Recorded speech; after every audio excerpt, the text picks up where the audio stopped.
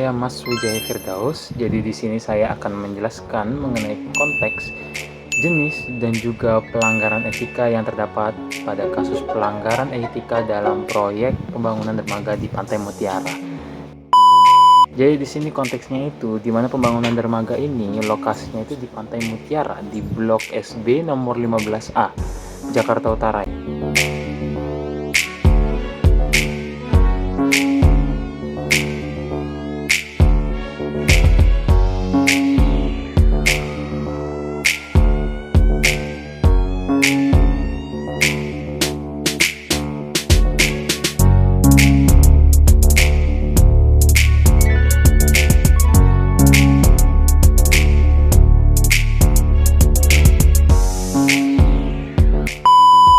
Mana dermaga ini dirancang untuk mendukung aktivitas maritim dan juga pariwisata. Akan tetapi pembangunan ini tuh telah menghadirkan berbagai permasalahan yang berhubungan dengan pelanggaran etika. Pelanggaran-pelanggaran tersebut mencakup manipulasi perizinan, kemudian ada penyalahgunaan anggaran, ketidakpedulian terhadap dampak lingkungan, serta eksploitasi tenaga kerja. Pelanggaran etika dalam proyek ini tidak hanya merugikan lingkungan dan masyarakat sekitar, tetapi juga merusak kepercayaan publik terhadap pemerintah dan instansi yang terkait. Berikutnya, saya juga akan menjelaskan mengenai jenis-jenis pelanggaran etika yang telah terjadi, yaitu ada manipulasi perizinan, yaitu banyaknya laporan mengidentifikasi bahwa izin pembangunan itu tuh di dermaga dikeluarkan tanpa melalui prosedur yang tepat gitu. Jadi beberapa izin diduga diperoleh melalui suap, ada kolusi antara pengembang dan oknum pejabat. Hal ini tidak hanya melanggar etika administratif, tetapi juga merusak integritas lembaga pemerintahan. Yang kedua itu ada penyelewengan anggaran. Nah, penyelidikan ini lebih lanjut itu mengungkapkan adanya penggelembungan anggaran yang dilakukan oleh pihak kontraktor. Dana yang harusnya itu digunakan untuk pembangunan dialihkan untuk keuntungan pribadi, ya kan? Oleh sejumlah oknum. Praktik ini mencerminkan pelanggaran serius terhadap prinsip transparansi dan akuntabilitas. Berikutnya, ketiga itu ada ketidakpedulian terhadap dampak lingkungan, yaitu pembangunan dermaga ini dilakukan tanpa mempertimbangkan analisis dampak lingkungan. AMDAL itu kepanjangan itu adalah analisis mengenai dampak lingkungan ya, yang memadai. Akibatnya proyek ini memancam ekosistem pantai dan juga kehidupan biota laut setempat. Pengabaian terhadap aspek lingkungan ini menunjukkan kurangnya tanggung jawab etis terhadap kelestarian alam. Kemudian yang terakhir itu ada eksploitasi tenaga kerja, yang dimana dalam proses pembangunannya ini ditemukan banyak tenaga kerja yang dipekerjakan dengan upah di bawah standar. Dan tanpa perlindungan keselamatan yang memadai, eksploitasi ini menyalahi etika profesional dan hak asasi manusia para pekerja. Sekian adalah penjelasan saya mengenai konteks, jenis, dan juga pelanggaran etika yang terdapat dalam kasus ini.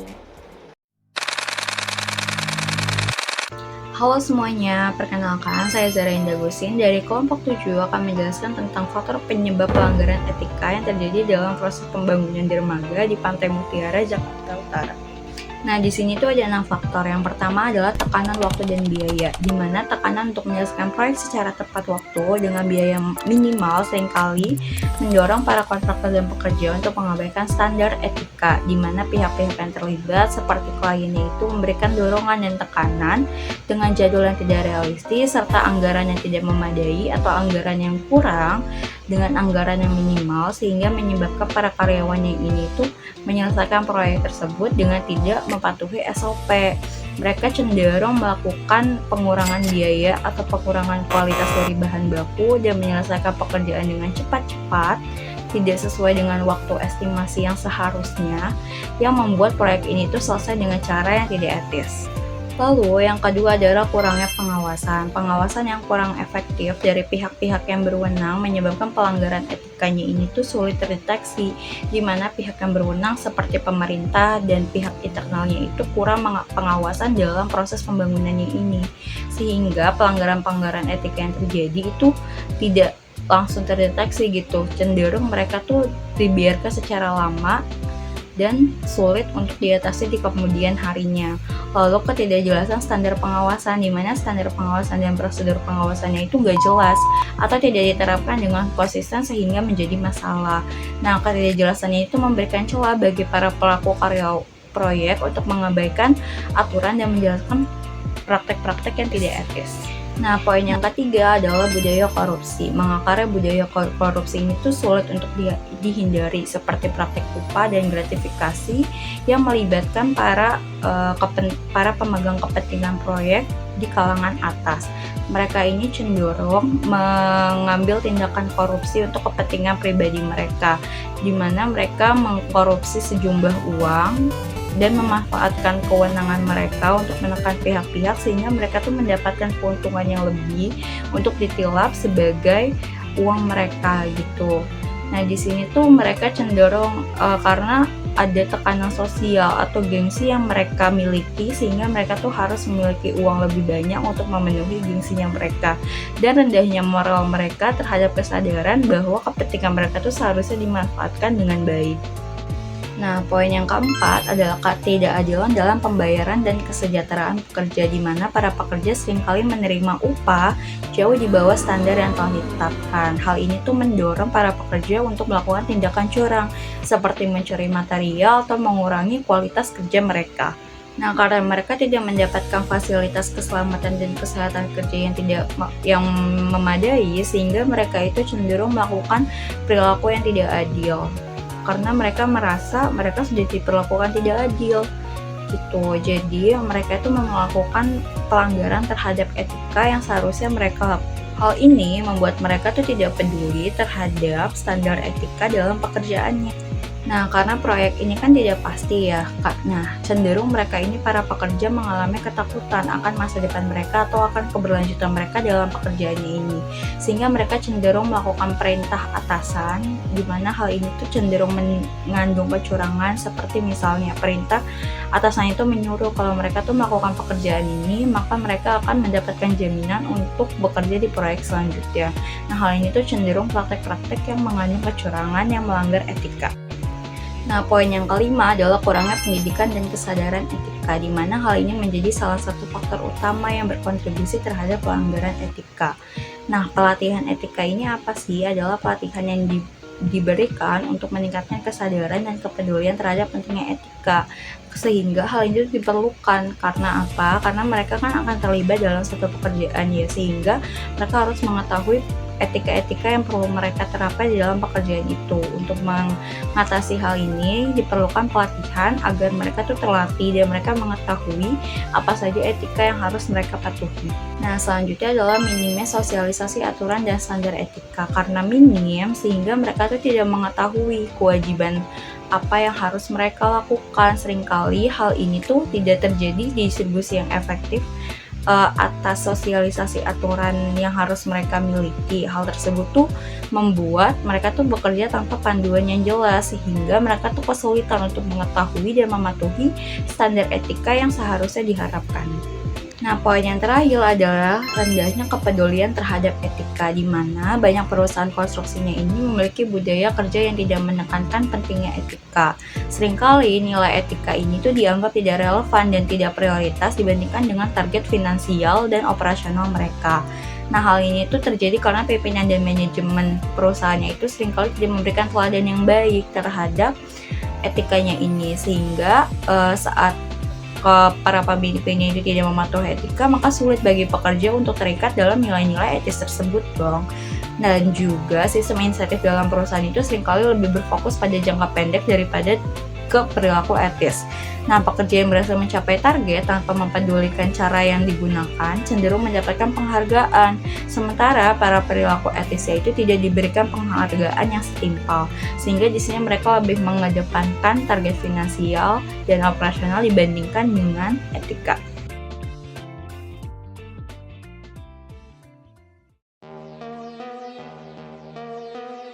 Halo, perkenalkan, nama saya Leona Anastasia Marcelli. Pada kali ini saya akan menjelaskan mengenai dampak, upaya penyelesaian, dan juga kesimpulan dari studi kasus pada kali ini.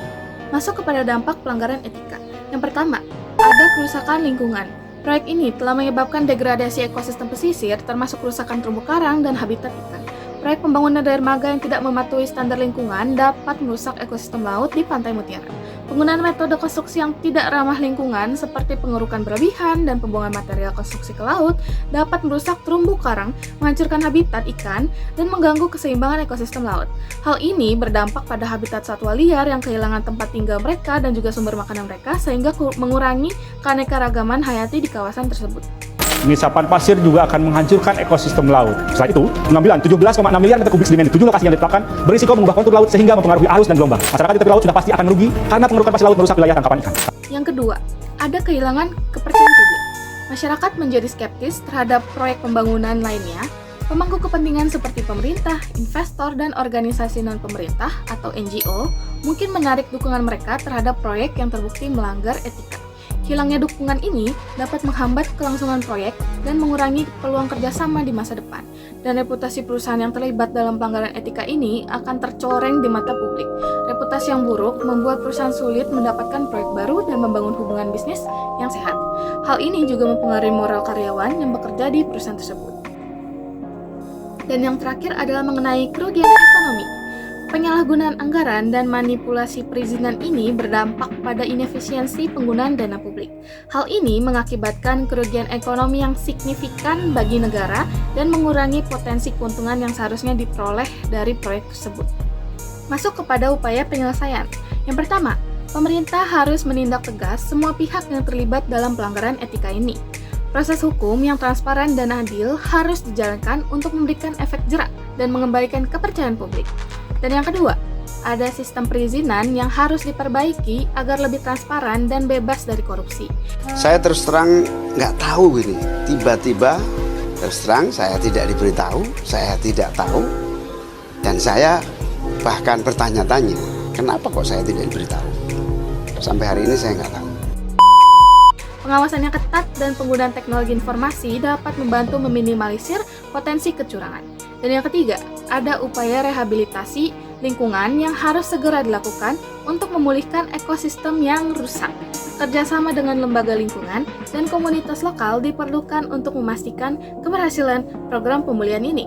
Dan yang keempat, ada regulasi ketenagakerjaan yang harus ditegakkan dengan ketat, memastikan bahwa semua pekerja mendapatkan hak mereka sesuai dengan standar yang berlaku.